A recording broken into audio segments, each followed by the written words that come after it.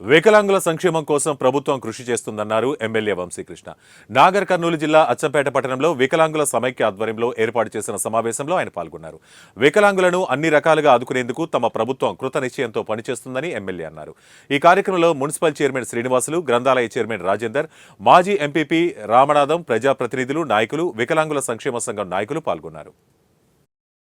Doctor Mahesh గారు, అదేవిధంగా రాము Yadav black Congress, Rajasekhar గారు, ఏ శంకర్ గారికి చాలా మంది ఉన్నారు. పేరు పేరు అందరూ కూడా నమస్తమని తెలియజేస్తూ, అదేవిధంగా మా మున్సిపల్ చైర్మన్ గార్లపాటి శ్రీనివాసులు గారు అందరికీ నమస్తమని తెలియజేస్తూ, నేను ఎక్కువసేపు మాట్లాడాను. ఒకటి, దేవుడు ఒకరికి ఒకటి తక్కువ ఇస్తే ఒకటి ఎక్కువ ఇస్తాడు. దాన్ని కాంపెన్సేటర్ మెకానిజం అంటాం. మీకు వికలాంగులు ఎప్పుడు కూడా మసీన్ ఇంతకుముందు చెప్పిన వర్డ్, వికలాంగులకు ఒకటి తక్కువ ఉంటే ఒకటి ఎక్కువ ఉంటుంది. ఏ వికలాంగంగా తెలివి ఎక్కువ ఉంటుంది. మీకు పాతకాలం వల్ల అంబలి, పైపెట్టైన అంబలి జొన్న చేను ఉండేది.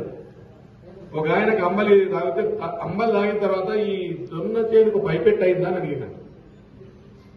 ఆ ఇంట్లో అసలు ఎవరికి అర్థం కాలేదు. పైపెట్టేది అంబలి తాగి పైపెట్టి చెప్పడమే.